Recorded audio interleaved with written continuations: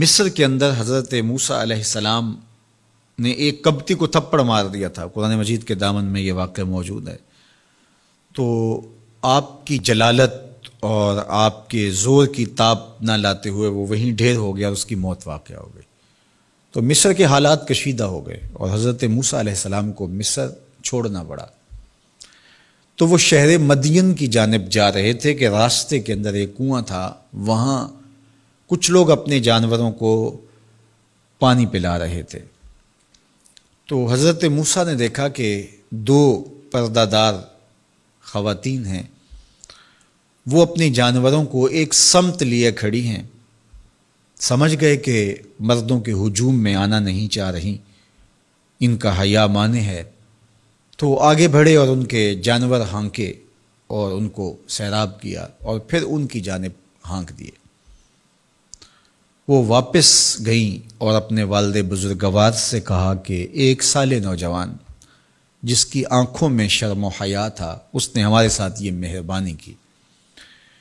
تو ان کے والد گرامی نے کہا کہ جاؤ اس کو بلا کے لاؤ۔ قرآن مجید میں اس کا ذکر کیا گیا، فَجَاءَتْهُ إِحْدَاهُمَا تَمْشِي عَلَىٰ اسْتِحْيَاءٍ، ان میں سے ایک خاتون حیا میں سمٹی ہوئی حاضر ہوئی۔ اس نے کہا کہ ہمارے والد گرامی آپ کو بلاتے ہیں، آپ نے ہمارے ساتھ جو مہربانی کی ہے اس کا وہ اجر دینا چاہتے ہیں۔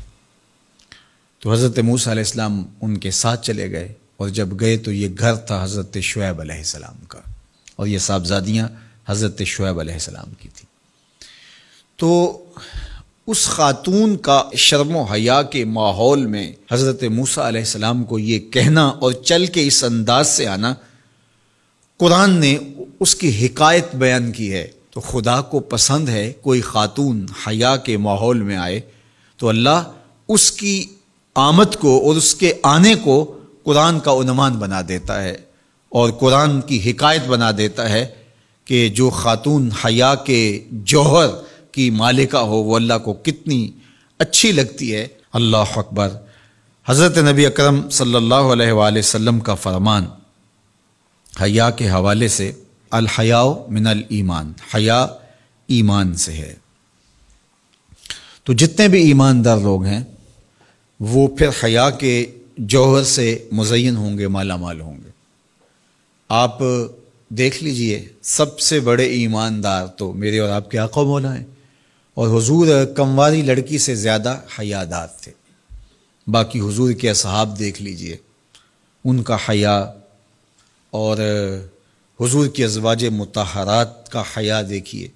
ام المومنین حضرت عائشہ رضی اللہ تعالی عنہا فرماتی ہیں کہ حضور کا جب وصال ہوا اور حضور میرے حجرے میں دفن ہوئے تو میں جب حضور کی قبر انور پہ جاتی تو معمولی چادر اوڑھ کے چلی جاتی، اس خیال سے کہ میرے شوہر ہیں۔ پھر حضرت ابوبکر صدیق رضی اللہ تعالیٰ عنہ کا وصال ہوا تو وہ بھی ساتھ دفن ہو گئے، تو میں پھر بھی اسی حالت میں جاتی اور میں سوچتی کہ ایک میرا شوہر ہے اور دوسرا میرا والد ہے۔ کہا پھر حضرت عمر رضی اللہ تعالیٰ عنہ کا انتقال ہوا اور وہ بھی ساتھ مدفون ہوئے۔ تو حضرت ام المومنین فرماتی ہیں کہ اب جب میں جاتی تو میرا جانے کا انداز مختلف تھا۔ فواللہ ما دخلت الا وانا مشدودۃ علی ثیابی حیاء من عمر۔ کہا اب جب بھی میں جاتی تو خوب اوڑھنی اوڑھ کے اور چادر لے کے جاتی، مجھے عمر سے حیا آتی۔ یہ ام المومنین کا انداز زندگی ہے۔ مخدرات اسلام کو اس سے سیکھنا چاہیے۔ جو قبر میں دفن ہیں ان سے بھی یہ حیا کریں، جو مومنوں کی ماں بھی لگتی ہیں۔ اور آج یہ دلائل دیے جائیں کہ پردہ تو جناب دل کا ہوتا ہے، چہرے کا پردہ تو نہیں ہے۔ باقی کسی کو اپنی آنکھ میں شرم پیدا کرنی چاہیے۔ عورت کو کیا ضرورت ہے کہ وہ اپنے آپ کو ڈھانپ کے رکھے۔ اب ام المومنین کا عمل یہ ہے کہ فرماتی ہیں کہ میں اپنے آپ کو خوب سمیٹ کے جاتی حیاء من عمر۔ عمر قبر میں ہیں لیکن ام المومنین فرماتی ہیں مجھے پھر بھی حیا آتی۔ اور حضرت سیدہ طیبہ طاہرہ حضرت فاطمہ الزہرا رضی اللہ تعالی عنہا نے کہا کہ عورت کے لیے بہترین پردہ یہ ہے کہ اس کو کوئی غیر مرد نہ دیکھے اور وہ غیر مرد کو نہ دیکھے۔ تو جب یہ ہمارا دین ہمیں سکھاتا ہے اور حیا کا یہ سبق دیتا ہے، بڑوں سے حیا کرنے کی تلقین کی گئی، اللہ سے حیا کرنے کی، اس کے رسول سے حیا کرنے کی تلقین کی گئی۔ صحابہ فرماتے ہیں بعض اوقات ہم کچھ پوچھنا چاہتے ہوتے تھے اور حضور کے حیا کی وجہ سے ہم ایک عرصہ تک وہ بات نہیں پوچھ پاتے تھے۔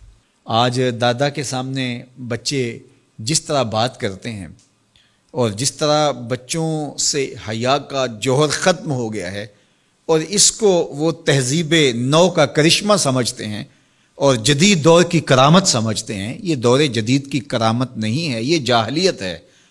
بڑوں کا احترام اور بڑوں کی عزت یہ زندگی کا جمال ہے۔